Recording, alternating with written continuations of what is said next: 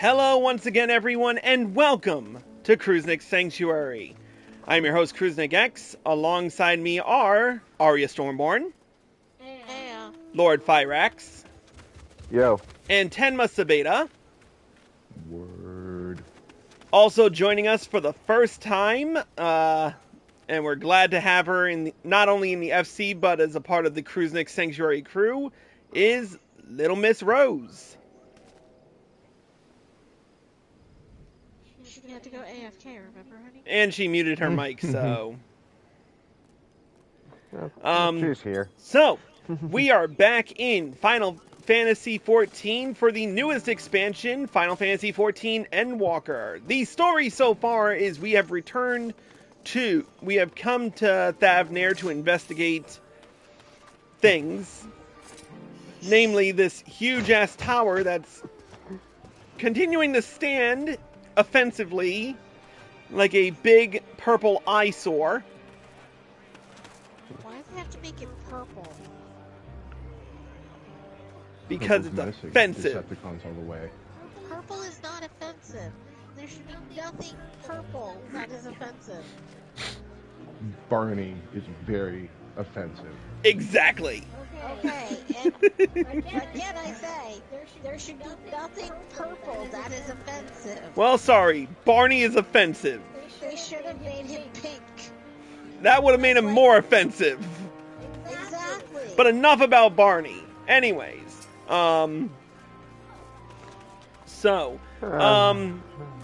now we are in the town of, and I'm going to try to pronounce this correctly, Yedlamad. Trying to figure our way through the, area. So, let's get right down to it with the next quest on our journey. The level 80 quest, House of Divinities.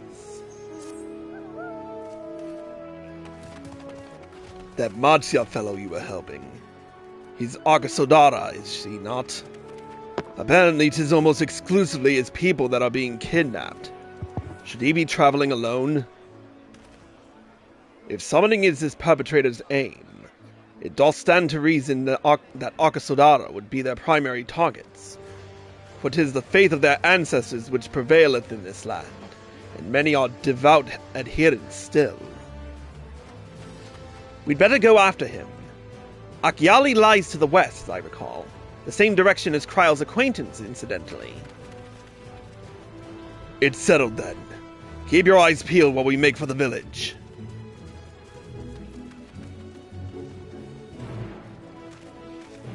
Alright.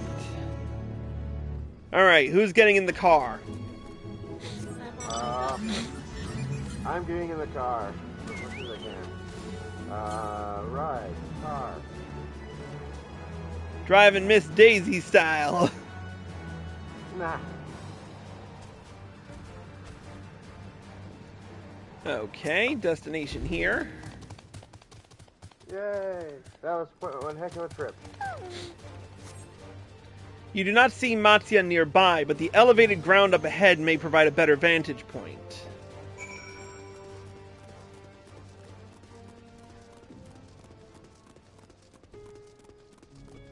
Ooh.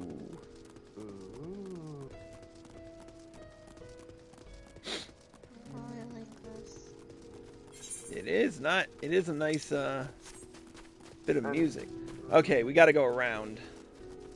I would say that tower's more reds and pinks and purple.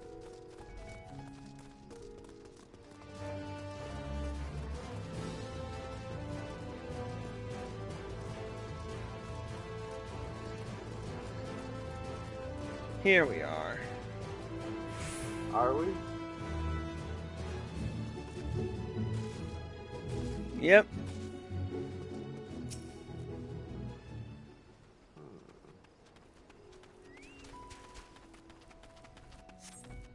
You do not see Matsia from here either.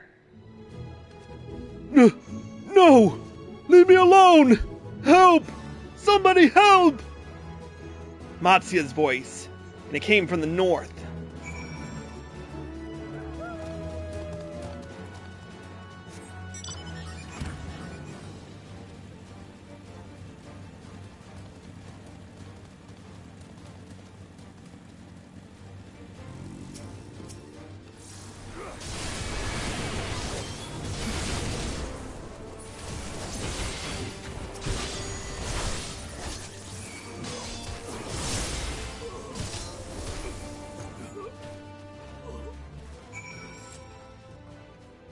Well, that worked. Alright. Hopefully he's alright.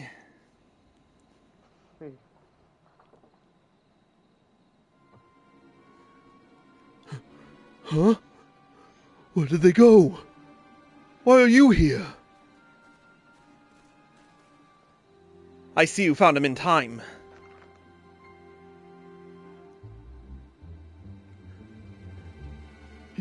You and your friends came to look for me. I don't know how to thank you. On my way home, I took a moment to stop and rest. Think about what to do about, well, everything. And then those men came. Kidnappers. We'd heard that the Oxodara were being targeted. Surely you have as well. Perhaps it's best if you took refuge in the city. We have considered it, me and the others. But fishing is all we know. The ocean all we have. I see. That's your decision to make. But you should take care not to travel alone.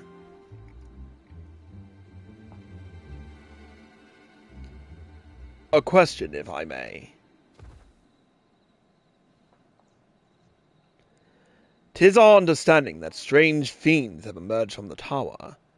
What canst thou tell us of these beings? Not much, I'm afraid. I have no idea what they are. But I've heard that some bear an unsettling resemblance to our divinities.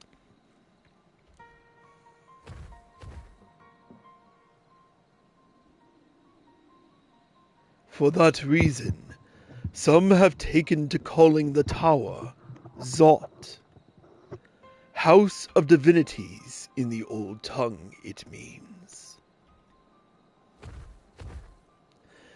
But they're not true divinities. They're monstrous imitations that bring only death. To have one's face so twisted is a grievous indignity, and full justified art thou in thine outrage. Know that 'tis for no other purpose but to neutralize the tower that we have journeyed to this land. In time, we may be forced to contend with these false gods, and thus we would learn all we may about them. Wilt thou not tell us of thy divinities and their true nature? You've come all this way to save us? Really? To think I had you peddling fish. But to answer your question, yes, of course. We would gladly tell you about our gods. We, I say, because I'm a terrible storyteller, and I'd ask my fellow villagers to do it. So please, come to our village. We're good, God-fearing folk, all of us, and we'd be honored to share our knowledge. And fish. What sayest thou? Shall we pay a visit to Akyali? Well, we don't really have Why a not? choice. Wonderful. Just follow the road west and down the hill. You can't miss it.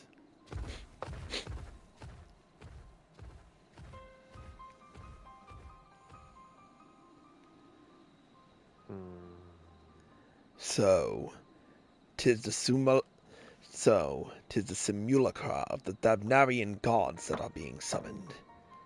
If any doubt existed before, there can be none now. The kidnapped Hanish are imprisoned in the tower. I pray that we will be able to save them. Though indeed, saving them all will mean confronting their false gods, like as not. Aye, as you said, we do well to study their religious traditions. To Akyali! What else is new? Alright, folks. Yep. We ride in 2 seconds. Where's the other one? Oh, there it is. Let's go forth. I am loving the PS5's haptic feedback. Oh yes. I enjoy the motorcycle feel. Yeah. Oh, there goes Rose.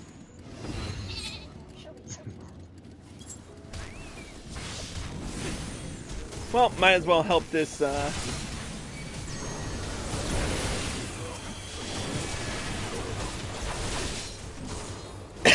help this person out for a minute.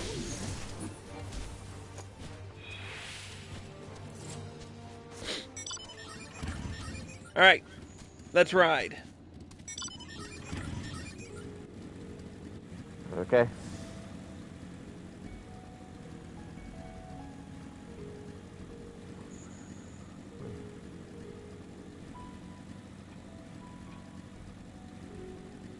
I like the music playing for this as well. What's that? I like the music that plays when you ride the motorcycle. I don't mind it, but I'd rather enjoy the new music, you know? Oh yeah. Okay, we have to go south, so let's take this path.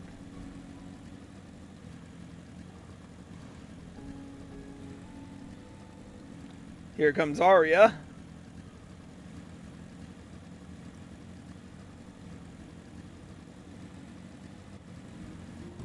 Here we are.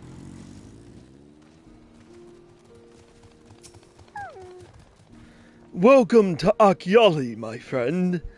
The name means white beach, and there isn't much here save that. But please, make yourself at home. Your companions have already begun talking to everyone. Feel free to show yourself around and do the same. Any one of us can tell you about our gods, but you could do worse than to start with Kanga and old Hasveda. They're free at the moment as it happens. Alright. I'll start with Kanga.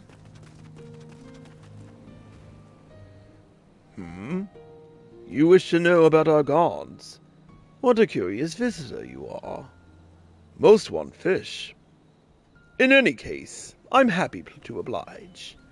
Now, I don't know how it is whence you hail, but our isle is home to many gods. They can be divided into two groups. The Manusya, beings of wisdom who assume the form of men, and the Maga, beings of might who assume the form of beasts. Together, they are divinities, their forms and personalities many and varied. Some are kind and gentle, others stern and temperamental, just like we mortals can be. All are possessed of great insight and experience, and by heeding their teachings, we strive to be better people and live better lives.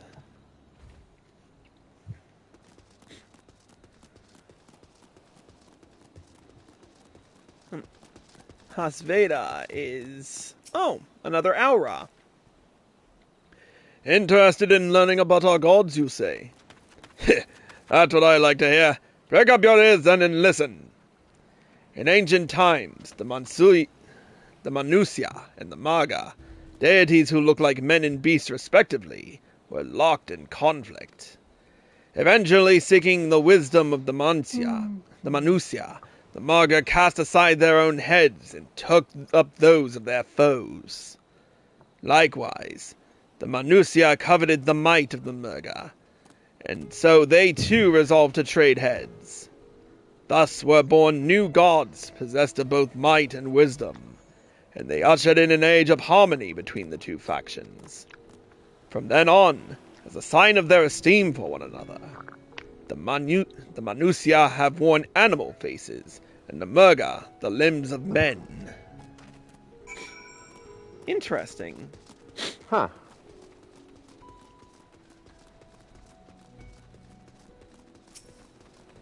Alright. Let's chat with Mutt. There you are. Learned a thing or two about our gods, I trust. While you were off talking to the others, I remembered something that may be of interest. If you could let your friends know, I'll go and fetch it from my home at once.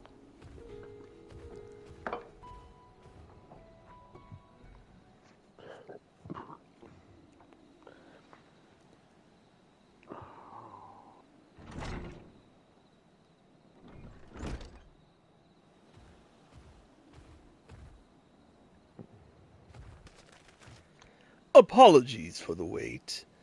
I wish to show you this hanging scroll which depicts 3 of our most revered deities. By all means, we should like to see it.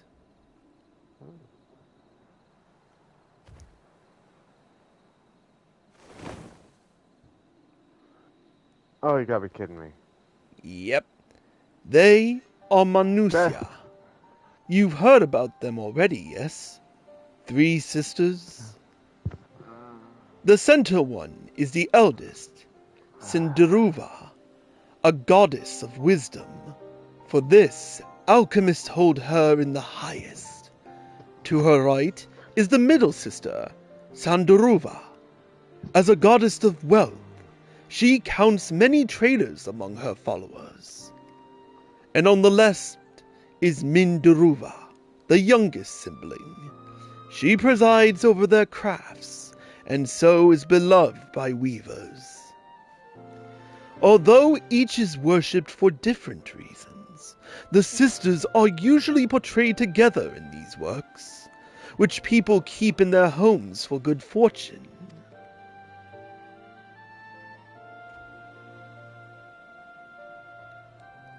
In like fashion to the Manusia, the deities of Eorzea preside over myriad aspects of life. And what of the Murga, if I may ask? The Murga hold power over nature. In ages past, they were revered as guardian deities in times of conflict. If you have occasion to visit our temples and ruins, you'll find their images there. Among them is the god who possesses a Gaja's head, and he is venerated as the progenitor of the Arkasodara. And then there are the dragons. They occupy a special place in our history. You worship dragons too? It is said that an ancestor of the satrap, that's the ruler of Radzatan, forged a covenant with a dragon divinity in ancient times. This divinity has since acted as the guardian deity of the satrap. Legend holds that, if ever the satrap is in need, his dragon ally will fly to his aid. Dragon ally. You claim to be a terrible storyteller, but nothing could be further from the truth. The passion you bear for your faith is plain to hear. I am confident that the information you've given us will serve us well in our efforts to deal with the tower. That is very kind of you to say. Thank you. I will pray for your success. Right. I believe it's time we sought out Kryle's acquaintance, an alchemist by the name of Nihara. According to Kryle's notes, we're to find her at a place called the Great Work, further north along the coast. Alright. I want to do a quick adjustment on my mic, so we're going to take a quick break. We will be back with more. If you're watching on Twitch or live from PlayStation, stay tuned. If you're watching on YouTube, here are the links provided. We will see you in the next episode.